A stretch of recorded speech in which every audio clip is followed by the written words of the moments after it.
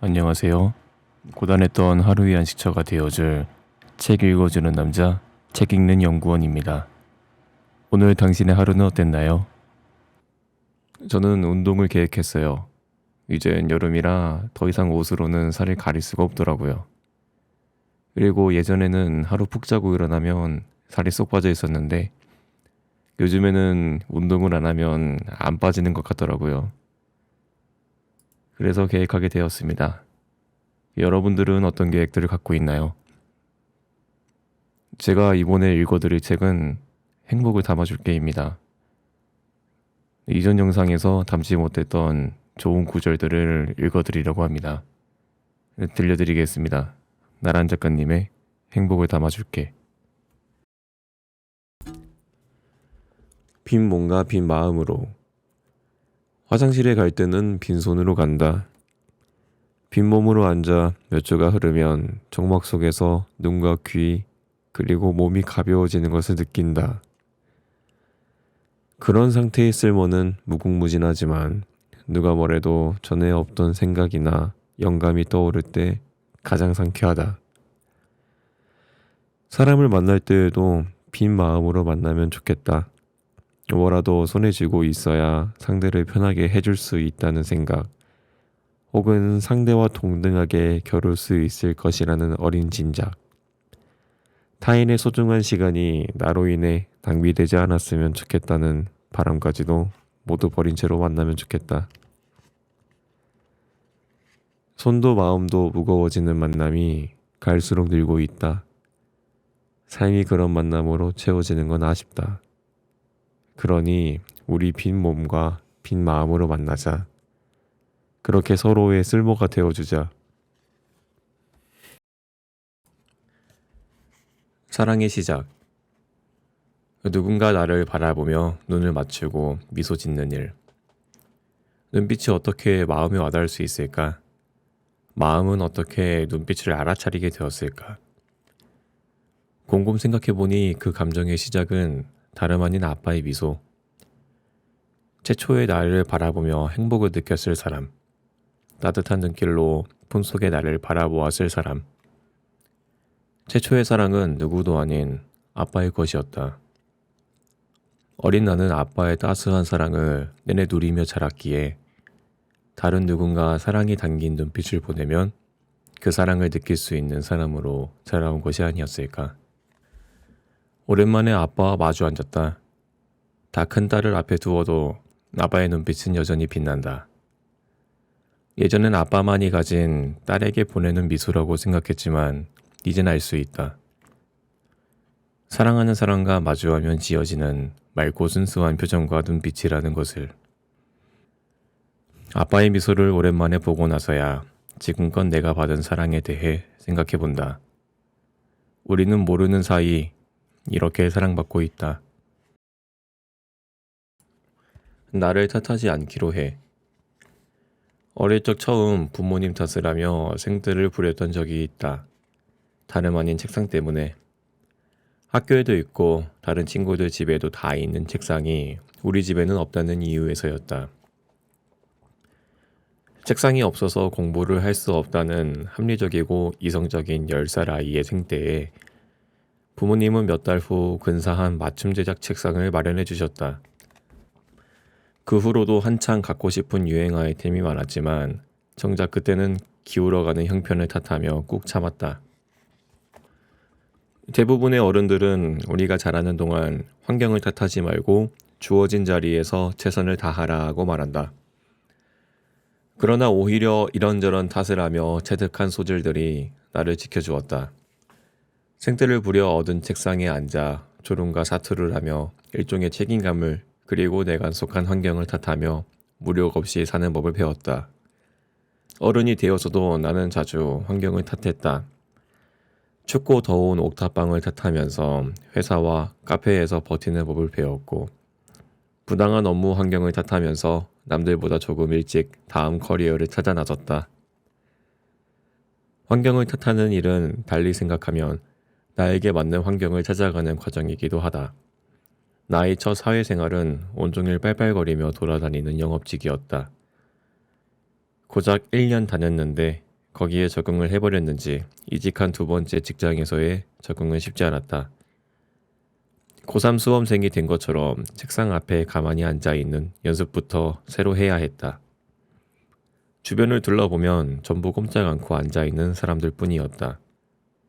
특히 디자이너는 망부석 같은 사람들이었다. 마감 기간이면 2리터짜리 물병과 간식을 옆에 두고 그 자리에서 미동 하나 없이 일했다. 모니터를 뚫어져라 쳐다보며 한 땀 한 땀 작업하고 있는 것을 보고 있으면 내 손목이 다 시큰거릴 정도였다. 슬쩍 다가가 괜찮은지 물어보면 오히려 이런 작업이 아무 생각 없이 혼자 조용히 할 수 있어서 체질에 맞다고 말한다. 사람을 만나고 대화를 하며 영감과 동기부여를 받는 나 같은 사람이 있는가 하면 아무도 오늘 나에게 말을 걸어주지 않았으면 하는 사람도 있다. 하루는 기자 동료가 취재하러 가는 회사에 업무차 소개해줄 사람이 있다며 동행을 제안했다. 오후에 미팅으로 서너 시간을 비웠기 때문에 다녀와서 야근을 해야 했겠지만 전혀 억울하거나 분하지 않았다. 오히려 외부 미팅을 하면서 얻은 에너지가 다음 날을 보내는 데 도움이 되었다. 그 후로 나는 공식적으로 회사를 벗어날 수 있는 꼼수를 찾기 시작했다. 그 전까지 내 업무는 주로 홈페이지를 관리하고 기자들의 기사를 재가공해 온라인 콘텐츠를 만드는 일이었다면 한 걸음 나가가 웹툰 작가 혹은 필진을 섭외하여 온라인에서만 볼 수 있는 콘텐츠를 만들거나 내가 직접 찾아가는 인터뷰를 하며 코너 속의 코너 같은 것을 만들었다. 이 모든 것이 미팅을 최대한 많이 만들어 회사 밖으로 나가기 위한 작전이요. 평소 만나고 싶었던 작가부터 스타트업 회사들의 대표들을 직접 만나기 위한 사심 채우기였음을 뒤늦게 고백한다. 당시 사장님이 젊은 직원들의 새로운 시도를 전폭적으로 지지해 주신 덕분에 가능한 일이었다. 모든 작당에는 눈치와 타이밍이 필요하다. 지금 눈앞에 뭔지 정확히는 모르겠지만 답답하고 만족스럽지 않은 상황이 벌어지고 있다면 우선 무엇 때문인지 생각해 보아야 한다. 그리고 만약 내 잘못이 아니라면 한 번쯤 환경에 비추어 생각해 볼 필요가 있다. 단, 감정적인 영역은 잠시 넣어두고 이성적으로 접근하자. 적어도 자신을 꾸짖으며 스스로를 몰아세워 무기력에 빠지거나 에라 모르겠다 하며 바로 드러누워 잠을 자거나 먹고 죽자식의 폭식과 폭음을 하지 말자. 우리가 하는 탓은 회피가 아닌 현재의 상황을 벗어나는데 그 목적이 있으니까. 탓하는 나를 자책하기 전에 다음 스텝을 고려할 의지와 용기가 있는지 먼저 물어보자. 답이 예스라면 그건 자신의 삶을 지키려는 칭찬받아 마땅한 태도이니까. 그런 의미에서 좀처럼 세상을 탓하지 않는 자. 오늘은 스스로가 아닌 세상을 탓해볼 것. 우리의 관계. 진정한 관계란 무엇일까? 어릴 적 교실이나 강의실 같은 공간 안에서 맺어지던 관계는 사회라는 세계를 만나는 순간 의도와 함께 맺어진다. 그리고 의도는 대개 오해를 동반한다. 오해가 이해가 되기까지 우리 사이에 주어진 시간은 대체로 짧다. 상대와 친해지고 싶다고 생각한 순간 관계는 성립되는 것일까? 이성으로서 혹은 비즈니스 파트너로서 상대방이 좋아서 그와 친해지고 싶은 것인지 직장이나 직위 때문에 상대방과 관계를 맺고 싶은 것인지 나는 먼저 나의 의도를 되돌아본다. 누군가 이 관계를 오해하진 않을까? 오해하면 어쩌지 생각하면서 그리고 진정한 관계를 맺기도 전에 관계 성립 자체를 포기한 적은 또 없었는지 돌아본다. 세상 어디에도 완벽하게 이해될 수 있는 관계란 없다. 마주 앉은 순간부터 우리의 관계는 이미 성립된다. 그러니 의식하지 말자. 나서서 오해하거나 이해하려 들지도 말자.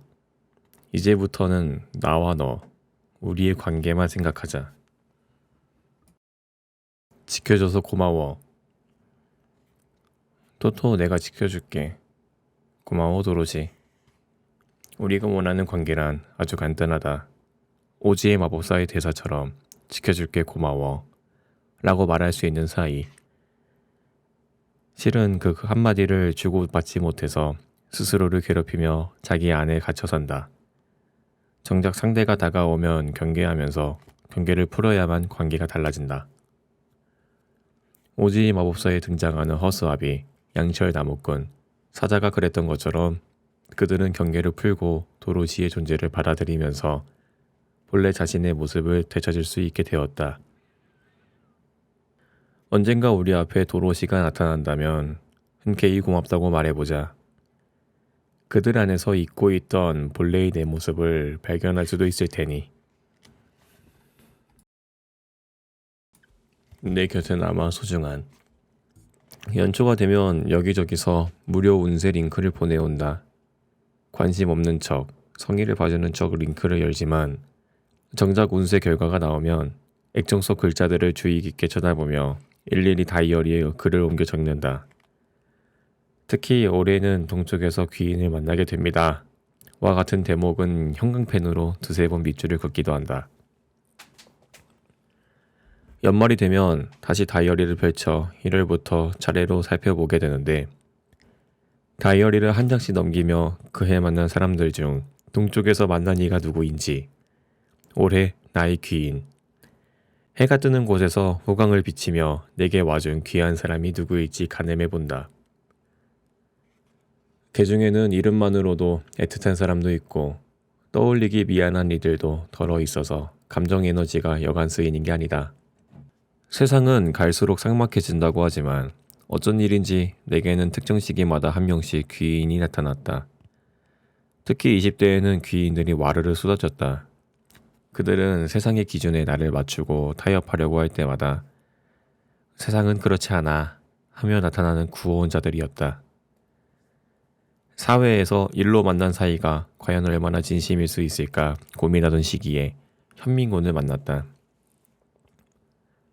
나보다 나이가 2살 많은 현민군은 대학생 커뮤니티에서 멘토를 하며 만나게 되었는데 뒤풀이 자리에서까지 열변을 토하는 모습이 인상적인 사람이었다. 자신이 여태 고생하며 얻은 지식과 노하우를 나눠주는 모습은 흡사 아낌없이 주는 나무 같았다. 초반에는 나를 잘 알지도 못하면서 넌 잘할 거야, 잘하고 있어 와 같은 말을 자주 해주었기에 어디에서나 긍정과 응원의 기운을 뿌리고 다니는 사람처럼 보였다. 그런 그의 모습을 보면서 한때는 응원이 모두 빈말이라고 생각했다. 그러나 그는 매년 한결같이 내게 응원의 말을 전한다. 그런 그의 모습을 보며 이놈 진심이구나 생각하게 되었다. 그 후 새해가 되면 나도 그에게 응원의 카드를 보낸다. 지금도 우리는 여전히 서로를 응원하며 지내고 있다. 퇴사와 이직의 반복이던 내 직장 생활 중 가장 오래 버틴 회사에서 만난 사장님, 역시 나의 귀인이다. 회사에서 나의 열정이 누구를 위한 열정인가 하는 고민을 하던 시기에 만난 분이자 가족을 제외하고 유일하게 건강하신지 늘 안부를 여쭙게 되는 분이기도 하다. 당시 우리 회사는 그룹 내 사내 벤처로 시작한 조직이라 기껏해야 사장님 아래 대여섯 명의 직원이 전부였다. 그런 까닭에 대부분의 회의가 사장님의 주도 아래 이루어졌고 매출을 채우는 것도 작은 팸플릿 하나 만드는 일까지 사장님 손이 닿지 않는 것이 없었다.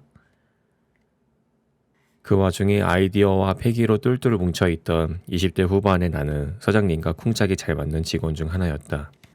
그 무엇보다 한창 읽고 쓰는데 관심을 두던 때라 기자 출신의 사장님이 빨간 펜을 들고 짚어주는 모든 것이 새롭게 느껴졌다.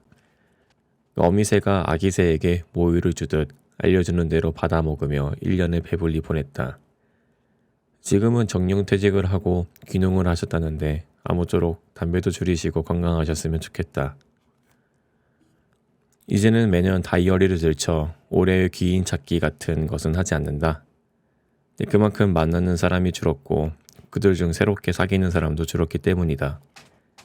나이가 들면서 자연스레 맞닥뜨리게 되는 상황이라는 것을 알면서도 가끔 우울해질 때가 있다. 관계의 스펙트럼이 좁아질수록 우물안 개구리가 된 기분이 든다. 그래서 올해부터는 우물 안의 개구리가 되었다는 사실을 인정하고 우물 안을 잘 관리하는 사람이 되기로 했다. 지금 내 곁에 있는 사람들은 그간 내가 만난 사람들 중에서도 나를 떠나지 않고 결국 내 옆에 남아준 귀한 사람들이니까. 삶을 빛의 방향으로 이끄는 방법 중 하나는 내가 귀하게 여기는 사람들과 함께 살아가는 것이 아닐까. 살면서 누구와 관계를 맺고 누가 내 주변에 있는가에 따라 내 삶이 달라지므로, 그렇기에 지금 내 옆에 남은 사람들이 내 인생을 만들어준 귀인이라는 것은 틀림없는 사실이다.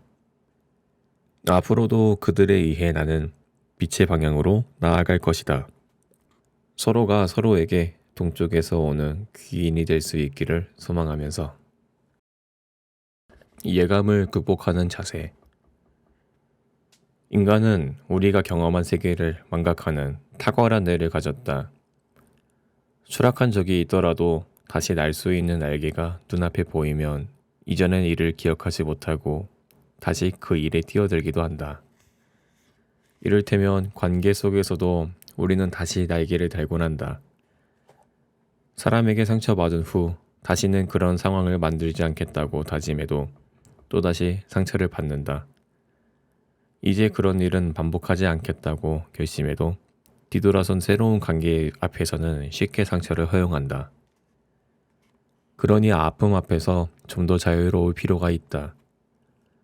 상처받지 말아야지 생각한다고 해서 한 번도 상처받지 않을 수 없다. 실수하지 말아야지 다짐하더라도 실수는 일어나기 마련이다. 그렇다면 자연스럽고 편안하게 삶을 대처하는 자세가 필요하다. 불안한 예감이 틀리지 않는다면 그 예감을 극복하는 자세가 필요한 것이다.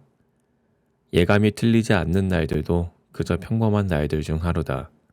예감으로 가득 찬 어떤 하루도 내 인생의 한 부분이니까. 행복에 가까워지도록 도와주는 사람. 살면서 누구도 질투하거나 미워하지 않은 방법은 그 사람을 좋아해버리는 것이었다. 질투는 내가 갖지 못한 것을 상대에게서 발견할 때 드는 감정으로, 여태껏 몰랐던 그 감정을 알고 나면 이전으로 돌아갈 수 없다. 그때부터 질투는 결핍이 된다. 결핍은 우리에게 일단 달리고 볼 것을 명한다. 세상에는 채울 수 없는 결핍이 있음에도 우리는 그렇게 그 트랙 안에 서게 된다. 트랙에 들어선 이상 이 길고 고된 레이스를 계속해야만 한다. 짧은 생에서 결핍 레이스를 완주하는 일이란 해탈에 버금가는 고행이 되기도 한다. 그러니까 그냥 질투한 상대를 내 곁에 두고 좋아해버리자. 인생에서 나의 결핍을 채워줄 사람이 있다는 건 행복한 일이니까 그는 내가 결핍의 트랙에서 빠져나올 수 있도록, 나를 행복에 가까워지도록 도와주는 좋은 사람이다. 미움도 마찬가지다. 누군가 내 마음에 들지 않는 말이나 행동을 했을 때 그를 좋아해버리면 그때부터는 나는 그의 애호가가 될 수 있다. 내가 싫어하는 것들을 힘들이지 않고 솎아낼 수 있게 된다. 오롯이 애호하는 것들로 인생을 채울 수 있게 해주는 그 사람은 좋은 사람이다. 그러니까 그냥 좋아해버리자. 일상 속 이해와 오해. 누군가와 마주 앉아 밥을 먹는 일은 생각보다 힘이 세다. 사람을 단번에 현혹시킬 수도 있으며 이해할 수 없던 것들이 이해되기도 한다. 또 그와는 반대로 거대한 오해를 불러일으키기도 하는 것이다. 처음 먹는 음식, 처음 가는 식당처럼 특별한 상황에서 모든 기억은 기억 속의 이미지로 저장된다. 그러면 언제라도 그 음식을 먹을 때면 그때의 감정이 되살아난다.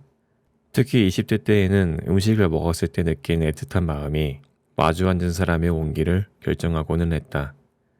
반대로 그때 분노의 감정이 되살아나 밥맛이 뚝 떨어지는 경우도 덜어 있다. 내게는 쌀국수를 처음 먹은 날이 그런 날이었다. 전날 팀 회식으로 과음하고 머리를 싸맨 채 해롱거리며 출근을 한 날이 있었다. 자리에서 거친 한숨을 내쉬면서 누가 보면 어쩌나 하고 고개를 들었는데 내 상태를 걱정할 겨를도 없을 만큼 선배들도 상태가 온전치 못했다. 잠깐이라도 숨을 돌리려고 서둘러 외근 준비를 하고 사무실을 나섰는데 선배 K에게서 문자가 와 있었다. 나주임, 시간 되면 오늘 점심 같이 먹을까? K는 한 해 먼저 입사한 여자 선배였다. 문제를 확인하고는 친한 동기에게 전화해서 어떻게 반응해야 할지를 두고 토론을 벌였다. 단지 선배라는 이유로 이유 없는 두려움과 긴장감에 휩싸여 있던 때였다. 12시쯤 선배가 알려준 식당에 도착했다. 선배는 입장부터 군기가 바짝 든 나를 보더니 자리에서 웃으며 쌀국수로 해장한 적 있는지 물었다. 이야기를 들어보니 아침에 얼굴이 노랗게 뜬 내가 걱정스럽기도 하고 본인은 주로 쌀국수로 해장을 하는데 그 개운함을 알려주고 싶어 나를 불렀단다. 어쨌건 그렇게 해장을 목적으로 인생 첫 쌀국수를 먹게 되었다. 그날 사발째 들이킨 국물이 어찌나 개운했는지 몇 년 후에 베트남에 가서 현지 쌀국수를 먹으면서도 나는 그날을 떠올리기도 했다. 쌀국수로 해장을 한 그날 이후 나는 K를 많이 따르고 의지하며 지내게 되었다. 반대로 연애를 하면서 음식 때문에 상대에게 큰 실망을 했던 기억도 있다.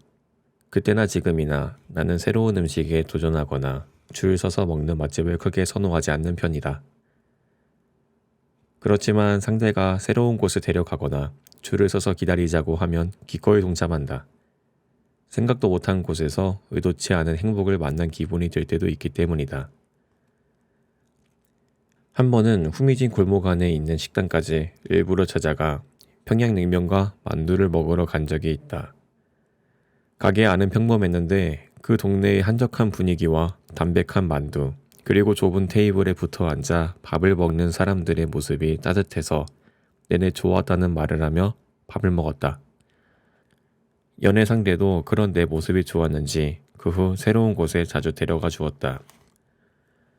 하루는 그가 친구와 운동 중이었는데 근처의 평양냉면집에서 밥을 먹게 될 것이라고 이야기를 했다. 문득 주말에 못 보는 것도 서러운데 우리의 추억이 담긴 그곳에 친구와 간다고 하니 마음에는 소심한 질투가 일었다.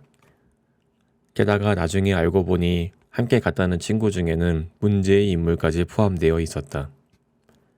며칠 전부터 싸움의 발단이 된 친구인데 더러 우리의 데이트를 방해하거나 그를 불러내 데이트 스케줄을 망치는 사람이었다. 그 사실을 알고는 여러 감정이 뒤엉켜 폭발해버리고 말았다. 이 일을 계기로 사람과 사람 사이에 절대 이해할 수 없는 일도 있다는 것. 이해란 지극히 주관적인 것임을 알게 되었다. 어찌되었건 밥은 매일 먹는다. 혼밥이 편하다지만 그렇다고 매일 혼자 밥을 먹는 것 또한 그다지 맛있지 않은 것도 사실이다. 같이 먹으면 덜 외롭기도 해서 우리는 가끔씩 함께 밥 먹을 상대를 찾는다.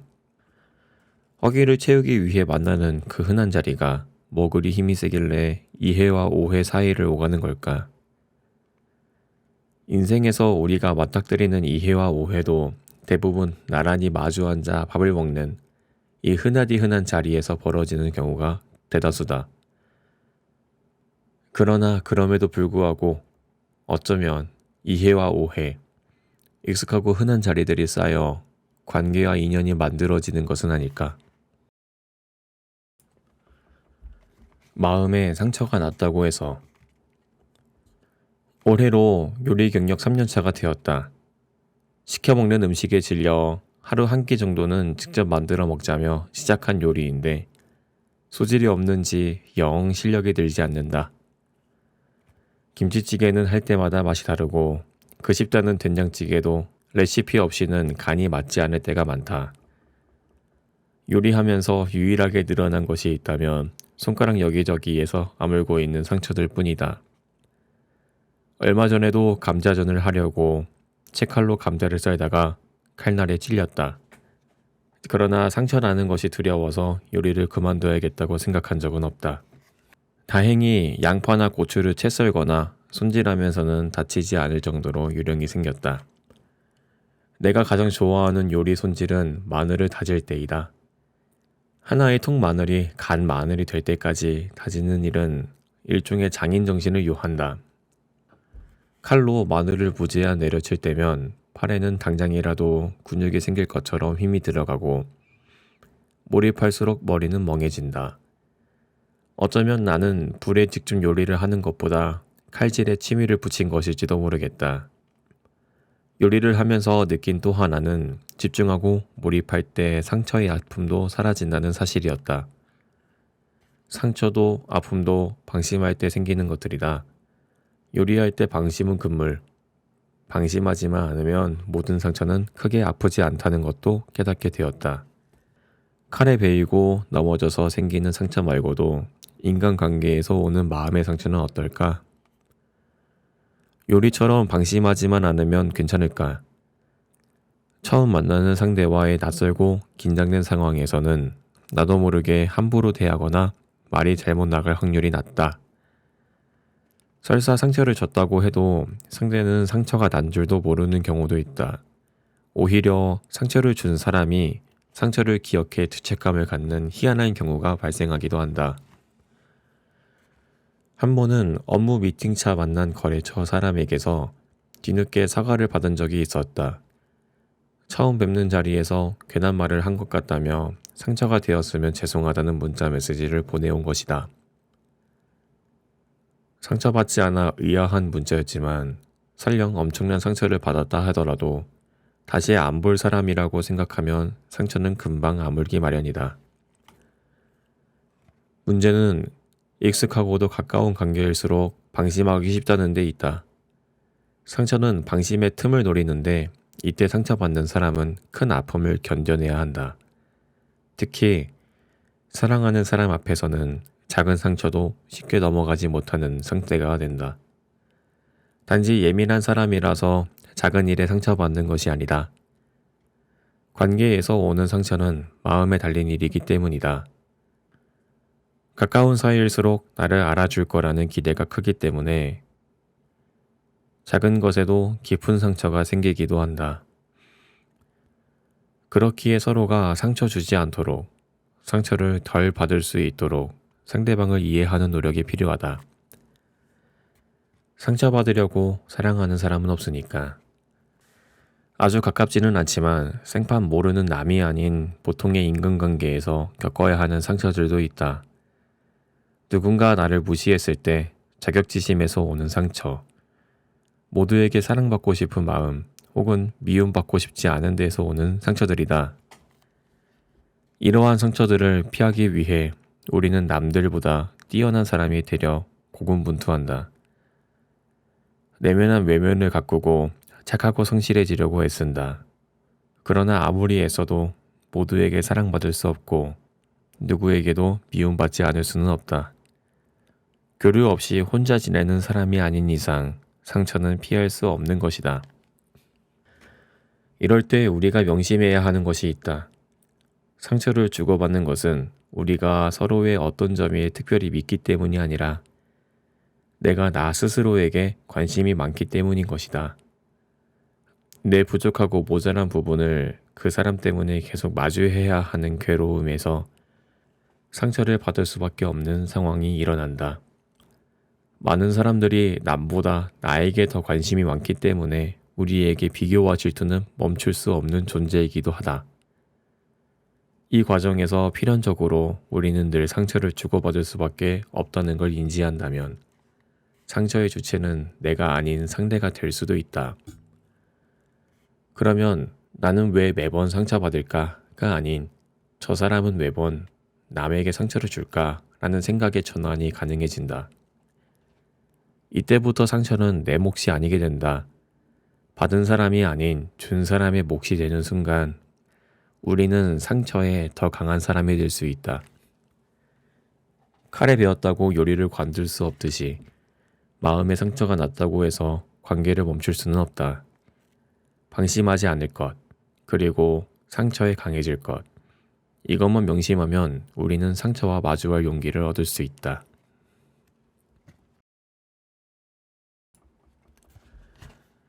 진심이 담긴 조언.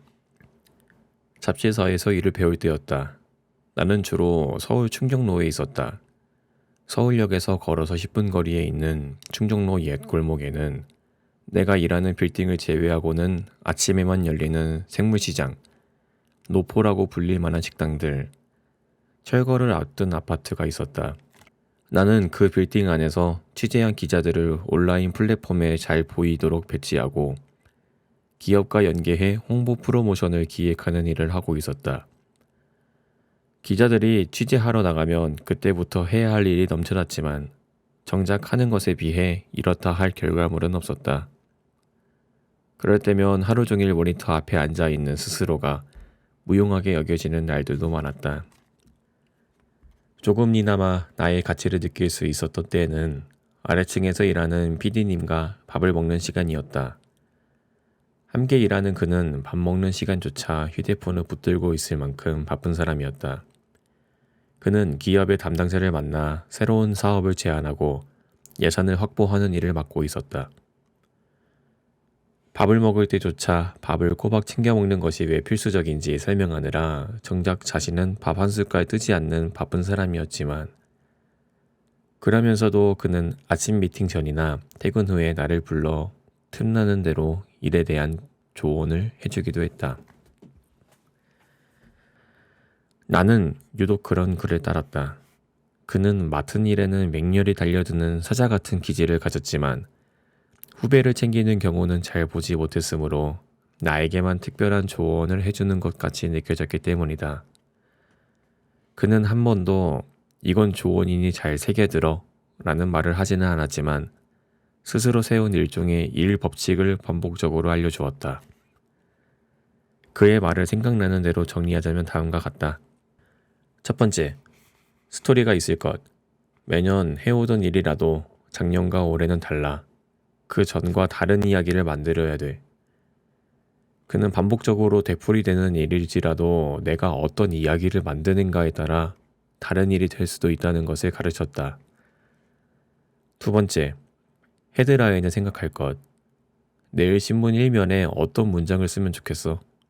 대부분 이런 말들이었는데 다른 기자들이 말할 때는 크게 와닿지 않는 말도 그가 하면 고심이 되었다. 그는 당연한 것을 당연하지 않게 이야기하는 재주가 있기도 했지만 상대가 어떻게 받아들일지를 상상하며 일하기를 즐기는 편이었다. 내일 이 신문을 볼 사람을 떠올리고 그가 어떤 문장을 읽게 될지를 상상하면서 헤드라인을 생각해보라고 하면 나도 모르게 그를 따라 머릿속으로 상상을 하게 되었다. 그를 만날 수 있는 시간은 이른 아침이 아니면 모두가 퇴근한 저녁 시간이었다.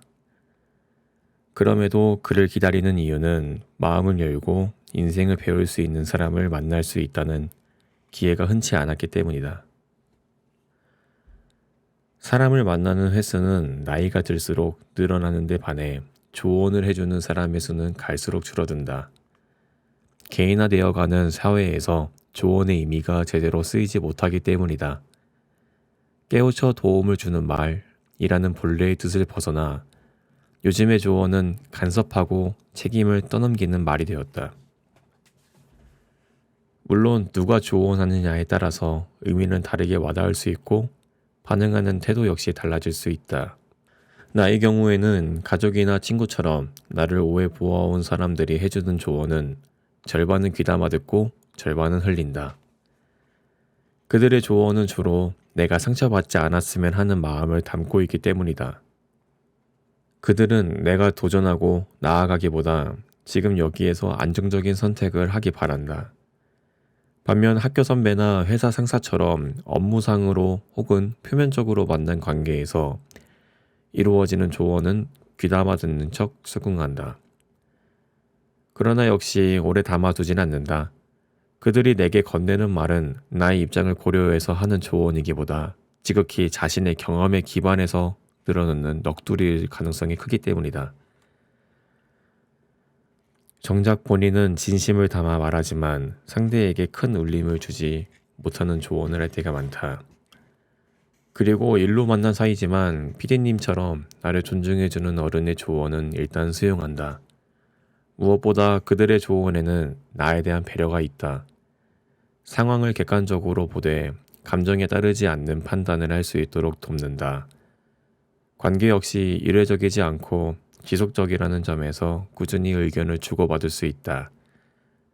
살아가면서 그런 어른을 만나는 건 참 쉽지 않다. 그와 일하는 약 2년 동안 일 외에 다른 이야기는 거의 하지 않았다. 그러다 한 번은 종로의 어느 바에 앉아 있다가 책 이야기를 한 적이 있다. 자신의 인생책이라며 꼭 한번 읽어보라는 그의 말을 들으면서 나는 괜한 두려움을 느꼈다. 그 안에 거대한 담론 같은 것이 들어있을 것만 같았고, 그렇다면 아직은 받아들일 마음의 여유가 없을 것 같아서였다. 그와 함께 일하던 회사를 퇴사하고 몇 년이 지난 후에야 나는 서점에 가서 그 책, 양 기자의 모순을 찾아 읽었다. 젊은 20대 여성 안진진의 모순적인 삶을 그린 소설이었다. 소설을 통해 그가 내게 전하려던 말은 무엇이었을까? 그가 나에게 들려주고자 했던 인생의 말들을 찾기 위해 이제는 그 소설을 더 천천히 곱씹어 보려고 한다. 인생의 조언을 들려줄 어른을 만나는 것은 정말 어려운 일이니까. 모름을 지나칠 수 있는 용기. 몇 해 전 실업급여 수급을 위해 고용센터에 갔다. 센터 교육장에는 20대부터 60대까지 다양한 사람들이 앉아 있었다. 각기 이유는 달라도 실직으로 인해서인지 무표정인 사람들이 대부분이었다. 그래도 돈 이야기 앞이라 그런지 엎드리거나 조는 사람은 한 명도 없었다. 몇몇은 나눠준 종이 귀퉁이에 열심히 필기를 하기도 했는데 내게는 이 모든 말들이 꼭 이렇게 들렸다. 세상을 이해하려고는 하지 말고 있는 그대로 받아들이세요. 세상에는 이해할 수 없지만 이해해야 하는 것들이 너무나 많고 내가 알고 있는 가치와 어긋나더라도 공감해줘야 하는 것들도 있다. 모든 것을 이해할 수 있으면 좋겠지만 모든 일을 이해한다고 해서 문제나 갈등이 더 잘 풀리는 것도 아니다. 가끔은 모르는 것을 알고 싶지 않을 때도 있다. 그래서 때로는 대부분의 일이 나와는 관계없다고 생각하는 것이 더 편하다. 모르는 것이 더 나을 때가 있는 법이다. 세상을 이해하기 위해 노력을 쏟아야 하는 시간보다 나를 이해하는 시간이 더 필요하기 때문이다. 모르지만 알고 싶지 않은 것을 발견했을 때 가볍게 지나칠 수 있다면 더 고민하지 말고 아는 것을 포기하는 것도 용기다. 모든 것을 따져가며 알아채기보다 때대로 그대로 받아들이는 연습도 필요하니까. 짧고도 긴 인생 스스로 나를 괴롭히지 말자. 때로는 모르는 것을 보아도 알고 싶지 않은 내 마음을 지켜주자. 그러니까 지금 하고 있는 고민은 여기까지만. 애증을 호감으로. 아침에 눈을 뜨면 출근할 직장이 있고 퇴근하고 돌아오면 내 몸 하나 누일 방이 있는 삶. 주말에는 합정과 강화문 사거리를 오가며 하고 싶은 것들로 나를 채우는 생활. 이런 생활은 20대 후반까지 유연하게 흘러갈 수도 있었고 그 시간 동안 나는 나름의 꿈도 키워갈 수 있었다. 어른의 꿈이라는 것은 뭘까? 생각해보면 우선 나의 경우는 그리 거창하지 않다.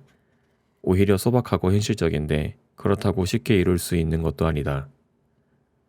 오랫동안 좋아하는 일을 할 수 있을까? 적당히 벌면서 행복할 수 있을까? 하는 물음은 돈이라는 현실과 붙어 다니기 때문이다.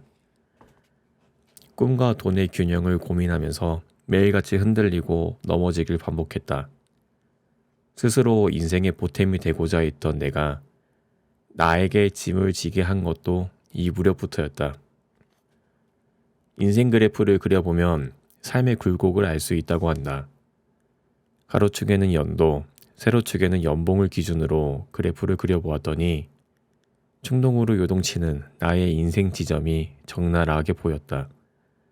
신입사원으로 입사했을 때 3,300만 원이던 나의 초봉은 퇴사와 동시에 0이 되었다가 6개월 후 새로운 직종으로 재취업하면서 곧바로 상승곡선을 그렸다.